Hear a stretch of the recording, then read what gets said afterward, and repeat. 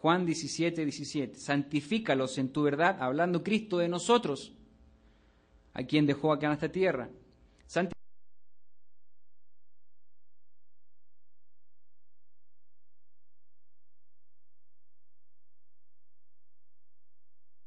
Sobre todas las naciones para regirlas. Es la que hoy tenemos aquí, en nuestras manos. La verdad nos santifica, nos separa para un propósito especial, hablando de la oración de Cristo en Juan 17:17, que dice, santifícalos en tu verdad. Si conocemos la palabra de Dios, si sabemos su verdad, y si la aplicamos, entonces seremos santos, seremos apartados para un propósito especial, que es lo que significa ser santo. Muy distintos son los santos que la gente hoy entiende como tal. Definitivamente la segunda venida de Jesucristo no será igual que la primera. Teniendo hoy acceso a la verdad, no quiere decir que debemos intentar regir ni convencer al mundo que está engañado, sino que, teniendo esta espada, nos da la esperanza, nos da la fe de creer en el único ser que es capaz de tomar el libro, abrir sus sellos.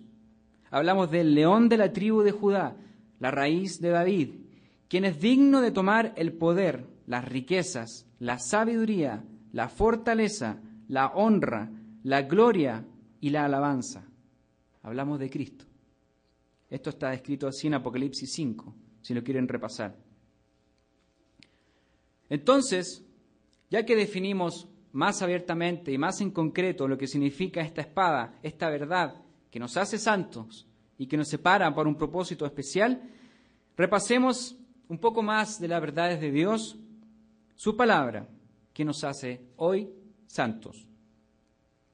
El objetivo de este mensaje es hablar de las verdades de Dios, que nos hace diferente a este mundo que está cegado y que tiene un significado mucho más elevado y esperanzador y pacífico que todo lo que inútilmente el hombre intenta hacer para tener una tranquilidad, para tener una paz. La paz os dejo, la paz os doy, dijo también Jesucristo en Juan. ¿De qué hablamos entonces? De este intento inútil de tranquilizar. Hablamos de las supersticiones y el significado del Año Nuevo. De eso vamos a hablar hoy, de las supersticiones y del significado del Año Nuevo. Vamos entonces a comenzar este mensaje, el desarrollo de este mensaje, con una primera parte que está relacionada con las supersticiones. Y vamos a comenzar con un supuesto. Imagínese usted que va caminando por una calle, por el centro de la ciudad, donde hay bastantes peatones a sus lados, a sus costados. Usted va mirando algunas vitrinas hacia al lado interior de la cuadra y mucha gente se le comienza a entrecruzar y hay un tumulto, una pequeña congestión, debido a que más adelante una tienda está reparando la iluminaria frontal. Entonces, usted, para pasar entre las personas, entre los cables y esta pequeña congestión, se abre paso por un lugar que no estaba muy transitado, que no había nadie. Cuando va cruzando justamente por este lugar, usted mira hacia arriba y se da cuenta que por sobre usted hay una gran escalera que lo cruza y que se apoya justamente con el frontis de la tienda, donde hay un hombre que está trabajando con las instalaciones eléctricas. ¿Qué hace usted? ¿Sigue caminando? ¿Cruza? ¿Duda un poco? ¿O quizá hasta se devuelve y prefiere pasar por donde está toda la gente? Toda esta supuesta escena es para ponernos a nosotros mismos a reflexionar sobre las cosas que comúnmente podemos pensar o incluso llegar a realizar. El hecho de pensar que algo malo puede ocurrir, puede suceder al pasar por debajo de una escalera, o porque se le cruza un gato negro, o se le rompe un espejo, etcétera y etcétera. Estas son hoy llamadas como las supersticiones. Las supersticiones son prácticas que las encontramos en todo nivel socioeconómico, en toda cultura, en toda lengua, edad. Hoy están vigentes. Y las supersticiones están presentes en gran mayoría dentro de las festividades paganas. ¿Qué es una superstición? Aquí les quiero mostrar yo un libro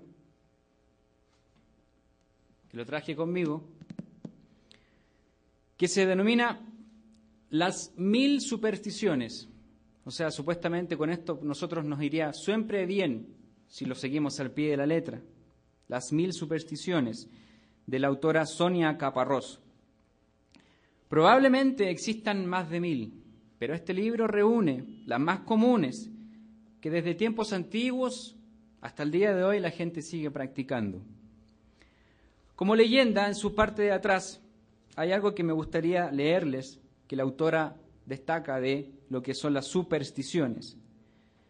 El ser humano ha creído ver en los sucesos de la vida cotidiana, desde el principio de los tiempos, signos, mensajes del más allá, por lo que ha creado todo un lenguaje que intenta descifrar lo que el destino nos depara a través de nuestros sueños o nuestros encuentros o sucesos diarios. Dentro del libro, en las primeras hojas, también viene la definición de superstición, según el diccionario de la Real Academia Española. Dice que la superstición es una creencia extraña a la fe religiosa y contraria a la razón. Otra definición, fe desmedida o valoración excesiva respecto a una cosa.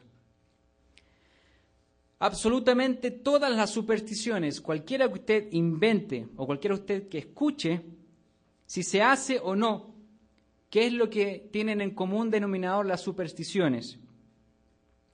Que será buena suerte o será mala suerte, un camino o el otro camino. Es decir, algo que en el futuro le va o no a suceder. Y va a depender si usted lo hace o si usted no lo hace. Vamos entonces a utilizar la espada de doble filo para echar por tierra estas prácticas.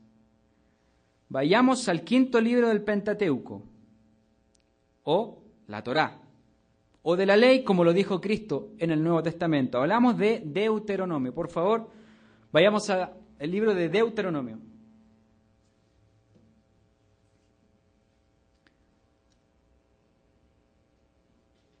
Vamos a ir al capítulo 28. Y mientras llegan ahí, les cuento que la palabra Deuteronomio, etimológicamente, viene del griego deuteros, que significa segundo, y nomos, que significa ley, es decir, como una segunda ley. Sin embargo, es importante saber que la traducción de la palabra Deuteronomio no es precisa, ya que este libro es una copia de la ley. No es una segunda ley, es una copia de la ley. Si quieren lo pueden ver eso en Deuteronomio 17:18, que habla que es una copia de la ley. Los judíos le llaman correctamente a Deuteronomio Mishneh, M-I-S-H-N-E, Mishneh, que significa repetición, duplicado o copia. En este libro del Deuteronomio o del Mishneh, el libertador Moisés relata que muere a los 120 años, sin entrar a la tierra prometida, aunque Dios sí permite que Moisés desde el monte Nebo, en la cumbre Pisga, enfrente de Jericó pueda ver el terreno, la tierra prometida.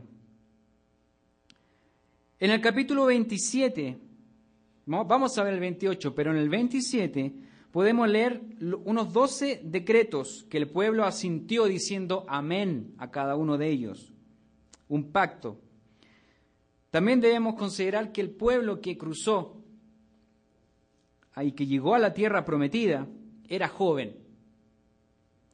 Esta gente no había vivido la experiencia de las grandes señales que Dios hizo al sacar a su pueblo de Egipto. Ninguno de sus padres estaba ahora vivo. Estos eran sus hijos. Por eso la importancia de repasar, de repetir, de copiar la ley a esta gente que iba a sentarse en la tierra prometida. Repasemos entonces parte de la ley duplicada aquí en Deuteronomio, o como nosotros podríamos decirle más correctamente, el Mishneh. Vayamos entonces a Deuteronomio 28, si ya estaban ahí, qué bueno, 28, y vamos a leer solamente el versículo 1, que dice lo siguiente: acontecerá que si oyeres atentamente la voz del Eterno tu Dios, para guardar y poner por obra todos sus mandamientos que yo te prescribo hoy, también el Eterno tu Dios te exaltará sobre todas las naciones de la tierra. El capítulo 28 continúa del 2 al 15, donde se ven las bendiciones que Dios tendrá si el pueblo guardaba sus mandamientos. Sin embargo, el del 16 hasta el final del capítulo, ¿qué es lo que vemos? Las maldiciones que Dios tendrá y aplicará sobre su pueblo si su pueblo no guarda sus mandamientos. Por eso Deuteronomio 28 es un capítulo muy importante para repasar, donde se nos muestra los dos caminos, un camino de bendición o un camino de maldición. Lo que quiero destacar en este capítulo es lo siguiente. Recuerden que hablábamos de las supersticiones, ritos que se deben o no hacer para producir una sensación de tranquilidad para el futuro. Si yo hago esto, entonces me va a ir bien. Si no lo hago, entonces tengo que hacerlo. Y ahí entonces tener una tranquilidad. En este capítulo, ya sea lo uno o lo otro, si se guarda o no, Dios, escuche bien, Dios utiliza un futuro condicional de variadas maneras. Si ustedes lo leen, van a ver que dice: vendrán, serás, derrotará, enviará, confirmará, hará, abrirá, pondrá, herirá, etcétera, etcétera. En un futuro Dios va a hacer algo si usted hace esto o si usted hace lo otro. Por tanto, si queremos sentir la satisfacción de saber que tendremos un futuro positivo, debemos entonces leer Deuteronomio en su primera parte de las bendiciones, del 12 al 16. Pero también debemos leer la segunda parte que habla de las maldiciones, ¿sí?, donde se relata qué sucederá si no obedecemos los mandamientos de Dios. De hecho, las 12 tribus que llegaron a la tierra prometida, que cruzaron el Jordán, se dividieron en dos grupos. 6 se pusieron a un lado, que iban a bendecir al pueblo, y las otras 6 pronunciarían la maldición. Es decir, debemos estar conscientes de lo bueno y de lo malo. Es importante hacer notar los dos lados de la moneda. El pueblo de Israel no fue instruido para creer en supersticiones. Ustedes se dan cuenta aquí del relato. El pueblo de Israel fue instruido para ser obediente. ¿A qué? A los mandamientos de Dios, los cuales traerían bendición o maldición. Escuche esto. El mundo de las supersticiones es el primer paso para quebrantar nuestra fe en Dios. El mundo de las supersticiones es el primer paso para quebrantar nuestra fe en Dios.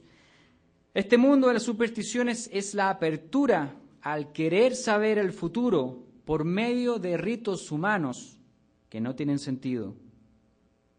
Ahora, usted se podrá preguntar, ¿estos ritos son simplemente mentira? ¿Qué pasa si desobedecemos y si se cumplen estas cosas? ¿Deberíamos tomarlos en cuenta? ¿Qué deberíamos pensar? La verdad es que desde la antigüedad el hombre ha querido saber qué es lo que le va a deparar el futuro. Hoy mismo vemos lo famosos que están los hechiceros, el tarot, la brujería. Todos ellos, si ustedes toman un diario, va a poder ver al final de las hojas que hay mucho tarot, que le pueden ofrecer amor, que le pueden ofrecer dinero para un futuro. Ellos predicen su futuro o acomodan su futuro para su bienestar. ¿Cuán alejado está esto de lo que nos dice Dios? Muchos de ellos son solo engaños para ganar dinero. Pero sin embargo, ¿qué pasa si se cumplieran señales? ¿Qué pasa si sucediera que esto se cumple, lo que ellos dicen? Vamos a ver algo de esto aquí mismo en el libro de Deuteronomio, en el capítulo 13. Vamos a ver aquí algo que habla sobre estas personas. En el capítulo 13.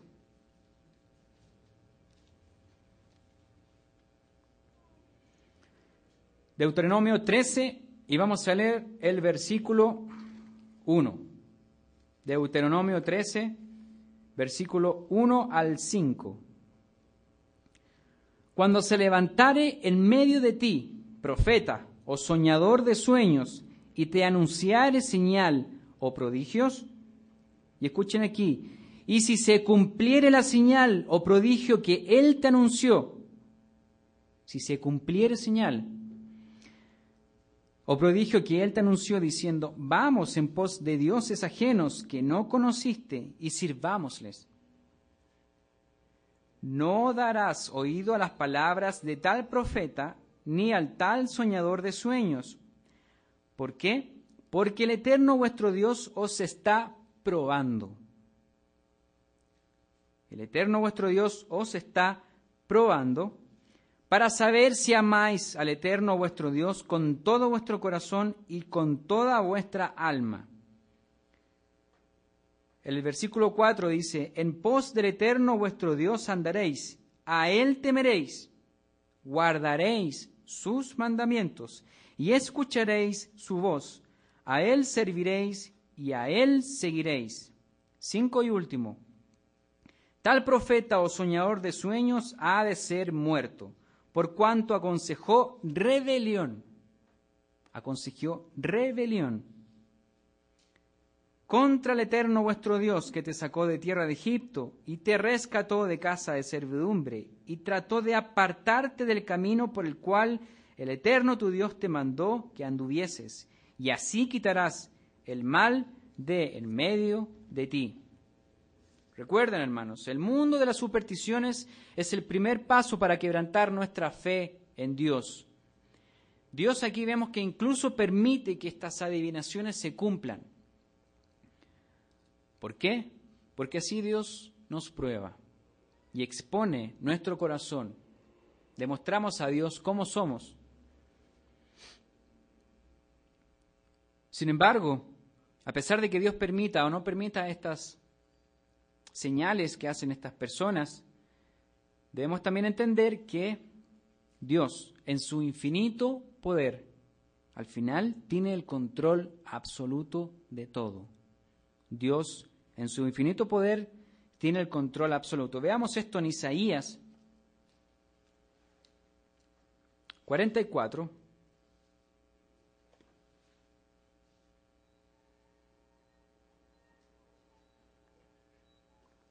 Isaías 44 y vamos a leer el versículo 24.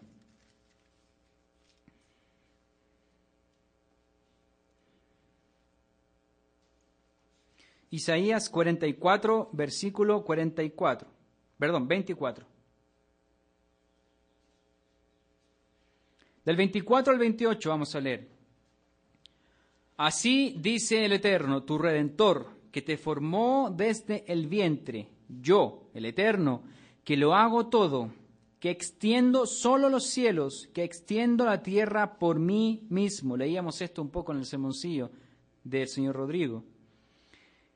Y el 25 dice, que deshago las señales de los adivinos y enloquezco a los agoreros, que hago volver atrás a los sabios y desvanezco su sabiduría. Ese es nuestro Dios.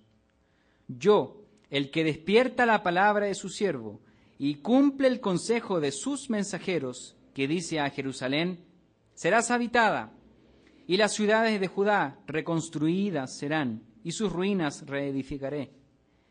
27, que dice a las profundidades, secaos, y tus ríos haré secar. Que dice de Ciro, es mi pastor, y cumplirá todo lo que yo quiero, al decir a Jerusalén, serás edificada, y al templo serás fundado. Ese es nuestro Dios, que es capaz de hacer todo cuanto Él quiera, su voluntad hace. Y aquí específicamente dice que deshago las señales de los adivinos. Nada son para Él, nada son para nosotros también.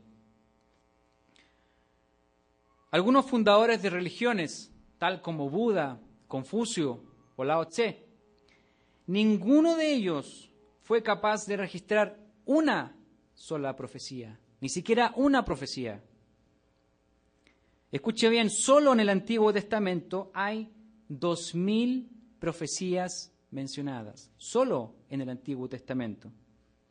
Y muchas de ellas se han cumplido, como el caso aquí que nos hablaba Isaías 44, 28. Ciro, quien Dios utilizó para destruir a Babilonia, a traer a su pueblo de Israel de su cautiverio. Y esto fue profetizado 150 años antes de que sucediera. Lo más llamativo de esta profecía increíble que está en nuestras Biblias es que incluso el nombre de la persona, aquí Ciro, estaba profetizado. ¿Cuánta exactitud Dios tiene en sus profecías para llevar a cabo su plan? Podemos hablar también de un Nostradamus, por ejemplo, o de algunas personas que han predicho algo del futuro. Si ustedes leen alguno de sus escritos, de todo lo que él dice, una pequeñísima parte se interpreta como una profecía. Ni siquiera se acerca a algo como lo que Dios hace con nuestras Biblias. Son interpretaciones, son cosas ambiguas que la gente dice que es una profecía. Teniendo en claro entonces ahora con esto de las supersticiones, veamos la segunda parte de este mensaje, que es y que habla sobre lo que sucederá en unos pocos días más. Hablamos de la Nochebuena, Nochevieja, Año Nuevo, Año Viejo, como quieran llamarle, 31 de la noche o 1 de enero. Para desarticular esta festividad, vamos a mencionar algo muy importante respecto a esto como antecedente, que habla de los calendarios, para que tengamos bien claro dónde estamos parados aquí.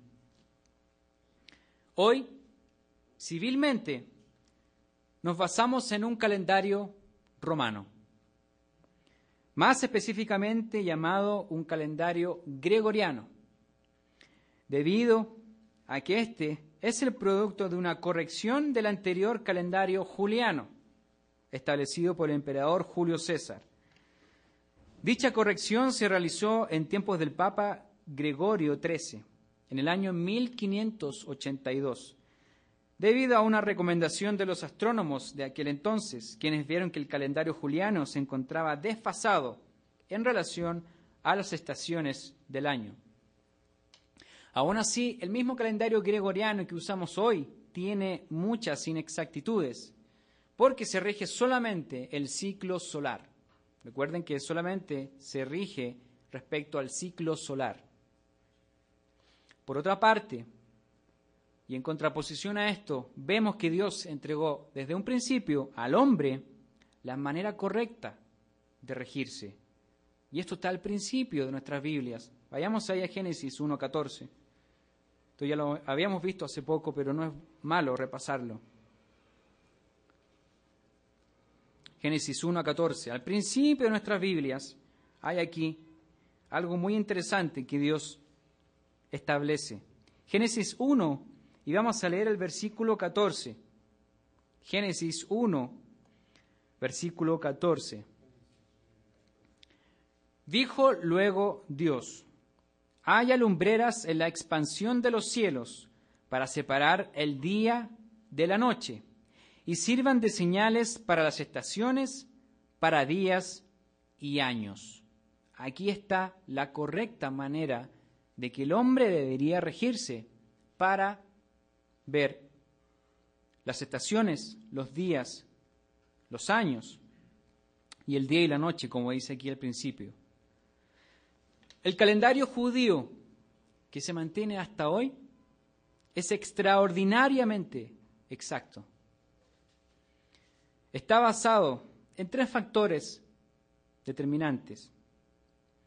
Está basado en la rotación de la Tierra sobre su eje, que es el día y la noche. Está basado en la traslación de la Luna en torno a la Tierra, esto es, meses. Y está basado en la traslación de la Tierra en torno al Sol, y esto es el año. Ahí tenemos día, mes y año, basado en lo que nos dice en Génesis 1:14. Con el tiempo, este calendario se fue sofisticando con cálculos matemáticos, sin perder este conteo. La NASA, con toda la más alta tecnología del mundo, ha dispuesto el conteo del mes basándose en el ciclo lunar. El calendario gregoriano que tenemos hoy no siempre y muy pocas veces va a coincidir un fin de mes con una luna. Como decíamos, la NASA tiene establecido el conteo del mes basándose en el ciclo lunar. Esto es bíblicamente correcto. Y llega a establecer entonces un mes con una duración de 29,530588 días. Esto es lo que considera la NASA como un mes. Hillel II, un judío erudito, 3.000 años atrás, con sus cálculos matemáticos y bíblicos, estableció al mes lunar con 29,53059 días. La diferencia entre el uno y el otro es 0,00002, es decir, 2 millonésimas de día por mes. 3.000 años atrás,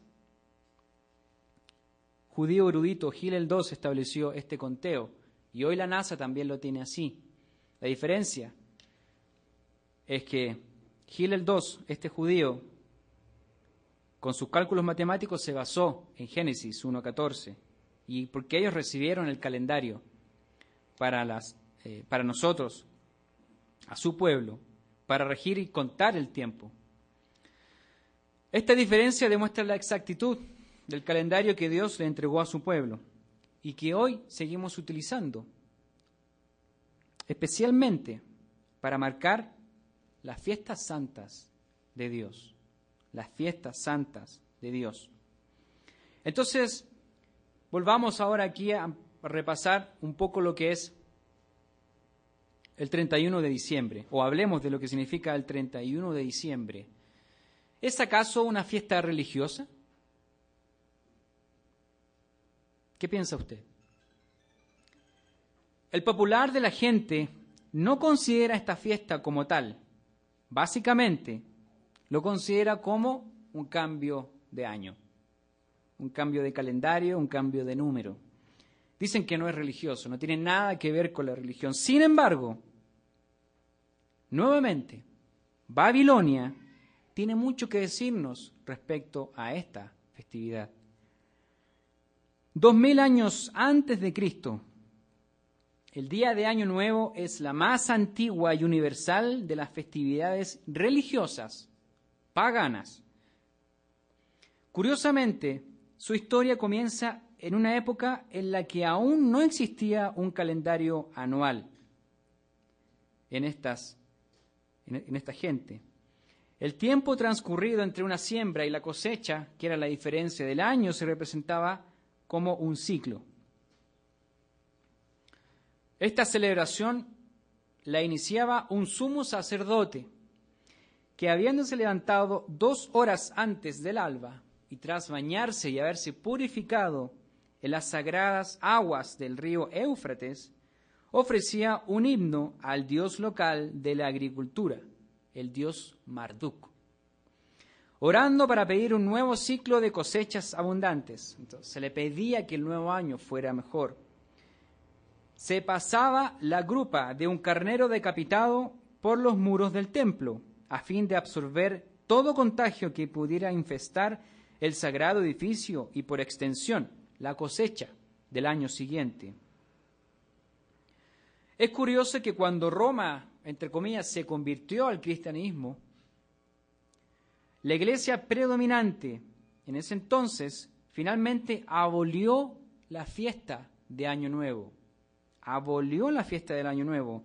Y entonces, para competir, sacó este 1 de enero como la circuncisión del Señor, para que la gente no celebrara una fiesta pagana, según ellos. Más adelante, en la Edad Media, se puso al olvido esta fiesta, no se celebraba. Y el registro de la celebración del Año Nuevo no es sino hasta 400 años atrás de nuestra era. Recién, 400 años atrás, se comenzó a celebrar. En Estados Unidos partió también harta influencia que vino de Europa para celebrar lo que hoy conocemos como el Año Nuevo.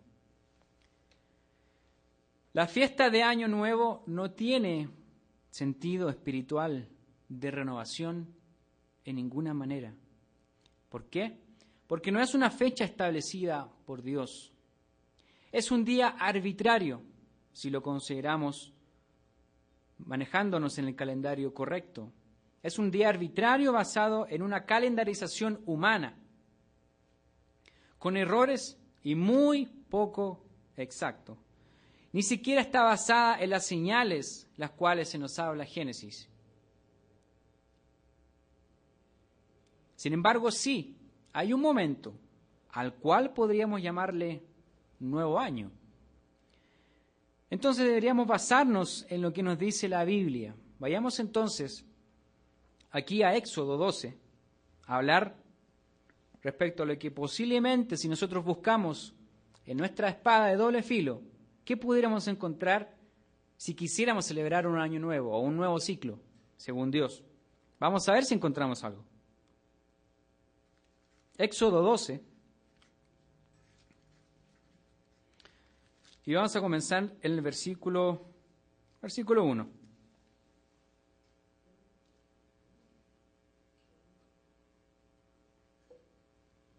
Éxodo 12 y versículo 1. Habló el Eterno a Moisés y a Aarón de la tierra de Egipto, diciendo, el versículo 2 dice, este mes os será principio de los meses. Para vosotros será este el primero en los meses del año. Aquí estamos viendo que Dios le dice a su pueblo, este es el primer mes del año.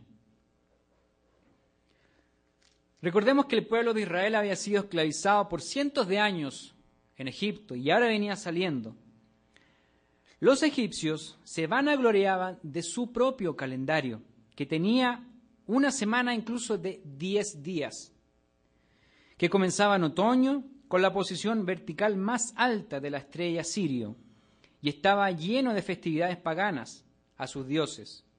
Aquí entonces Dios, sacando a su pueblo de Egipto, es enfático, muy claro, y les empieza a limpiar esa influencia de ese calendario malo establecido por los hombres, diciéndoles aquí, este será tu primer mes. Así los sacó de Egipto con muchas señales y también aquí mostrándole cuál era el principio del año. Hablamos del mes de Nisan, si ustedes lo conocen. ¿Qué pasa en este mes?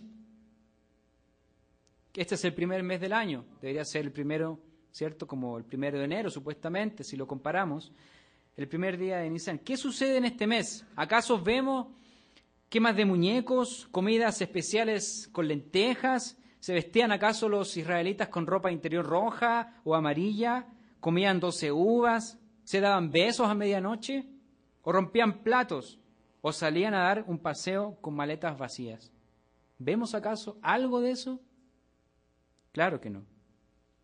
Leamos por el contrario lo que Dios declara, lo que sí debemos hacer en su primer mes, el mes de Nisan.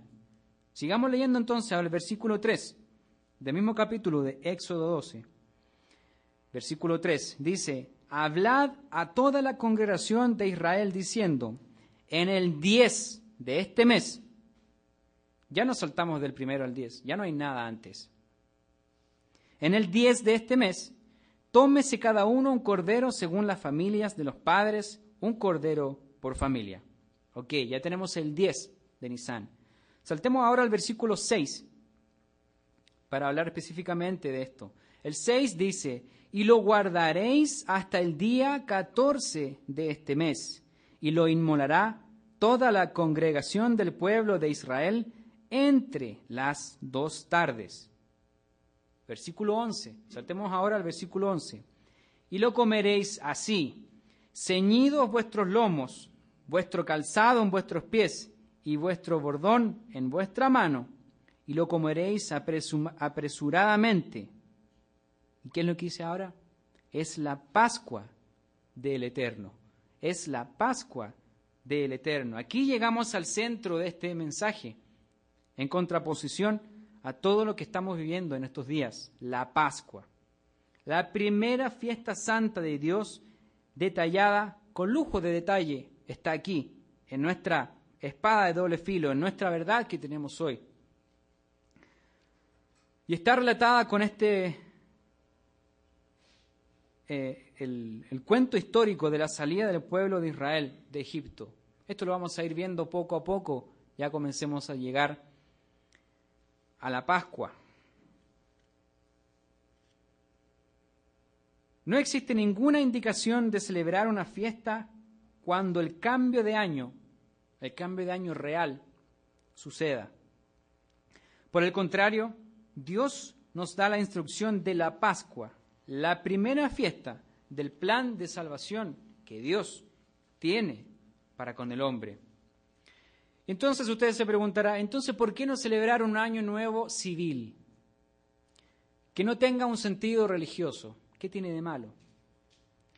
Tal como se podría hacer, por ejemplo, en una fiesta de independencia, unas fiestas patrias, o alguna celebración de algún hecho histórico importante para la identidad de un país.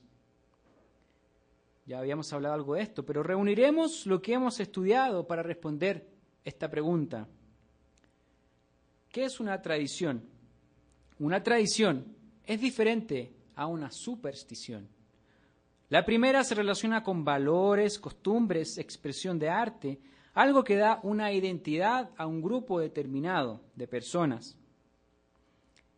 Vimos que la fiesta de Año Nuevo no es una tradición. Ya vimos su procedencia. Es una fiesta religiosa pagana, originada 2000 años antes en Babilonia, la madre de todas las rameras que se describe en Apocalipsis. Aquí se daban cultos a dioses paganos. Y como podemos ver cada año, esta fiesta del 31 por la noche está pero plagadísima de supersticiones, plagada de supersticiones, ritos que la gente hace creyendo que significarán algo positivo para su próximo año. Recuerden lo que es la superstición, es lo que como lo describe la autora en el libro. Es un lenguaje que intenta descifrar lo que el destino nos depara a través de nuestros sueños o nuestros encuentros y sucesos diarios. Y recordemos lo que mencionamos en este mensaje, que el mundo de las supersticiones es el primer paso para quebrantar nuestra fe en Dios. Si hay alguna renovación o reconfirmación de nuestro pacto con Dios, este se debe hacer en la Pascua, fiesta que justamente es para renovar nuestros votos con Dios, nuestro Padre.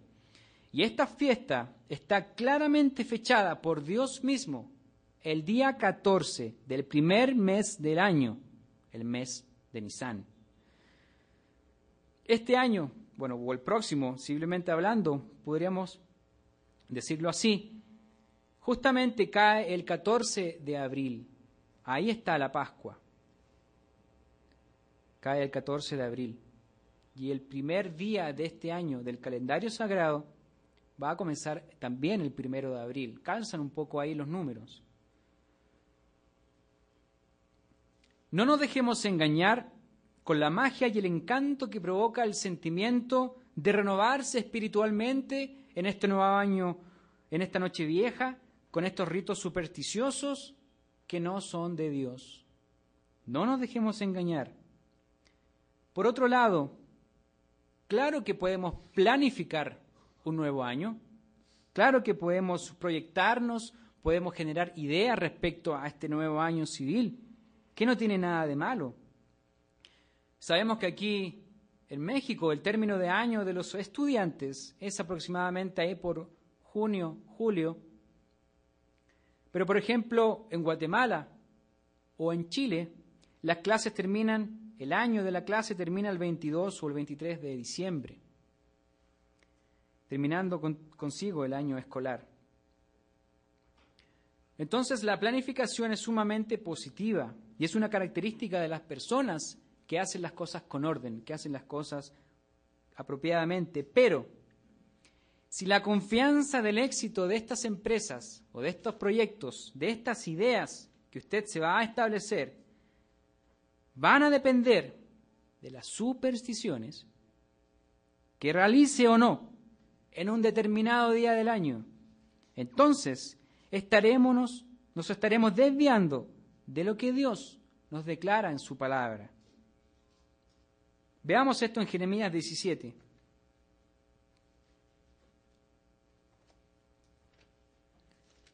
Jeremías 17 y versículo 5.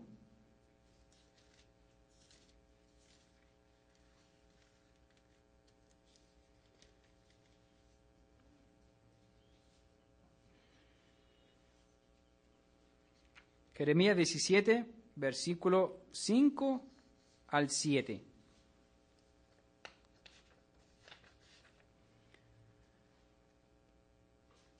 Dice así: así ha dicho el Eterno, maldito el varón que confía en el hombre y pone carne por su brazo y su corazón se aparta del Eterno.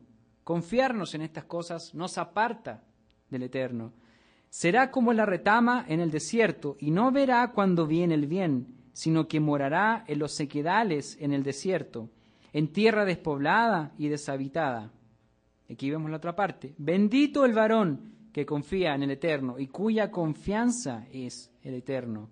El 7 es la clave. Bendito el varón que confía en el Eterno y cuya confianza es el Eterno. Ya concluyendo este mensaje que hemos visto el día de hoy, volvimos a hablar de la verdad, de que habíamos hablado la semana pasada, de adorar a Dios en espíritu y en verdad, pero ahora más exactamente a ciertas cosas que suceden en estos días.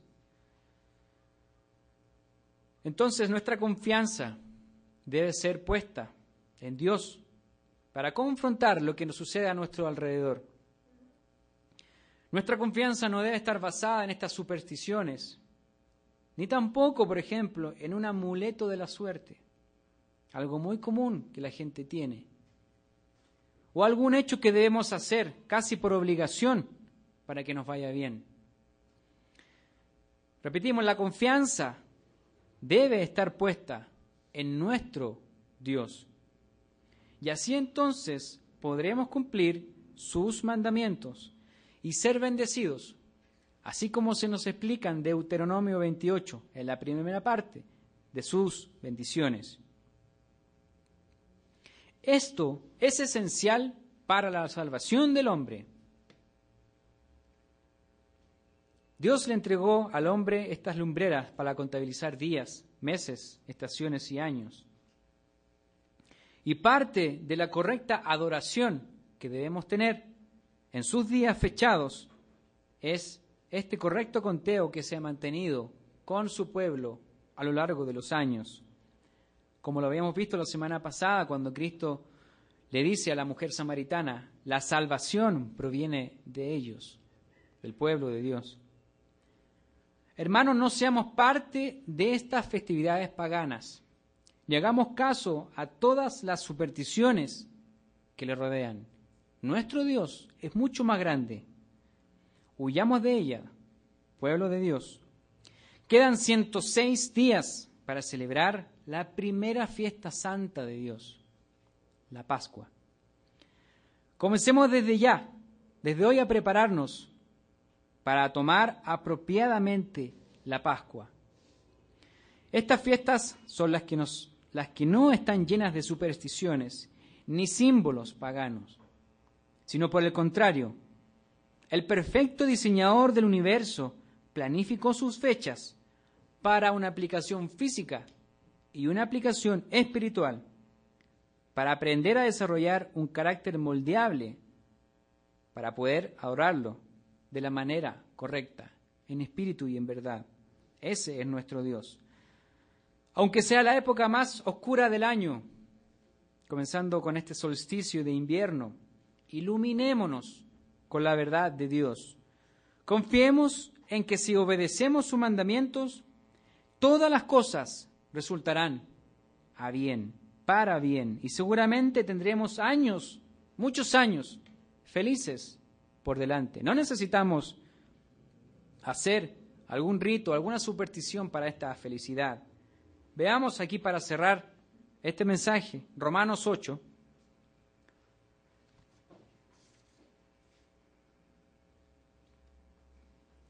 Romanos 8, 28. Seguramente muchos de ustedes ya sabrán este versículo en Romanos 8, 28. Romanos 8, 28 dice, y sabemos que los que aman a Dios, ¿qué es amar a Dios? Guardar sus mandamientos. Sabemos que los que aman a Dios, que guardan sus mandamientos, todas las cosas le ayudan a bien. Esto es, a los que conforme a su propósito son llamados. Los que conforme a sus propósitos, a su propósito son llamados. Y podríamos aquí decirle que lo conforme a su propósito, es decir, los santos. Santos significa apartados para ese propósito. Hermanos, entonces no hagamos caso a lo que sucede a nuestro alrededor, sigamos adelante. Y desde hoy nos quedan 106 días para comenzar a preparar en nuestra mente y corazón para adorar a Dios y preparar y tomar dignamente la Pascua, la primera fiesta del plan de salvación que Dios tiene con el hombre. Feliz sábado a todos.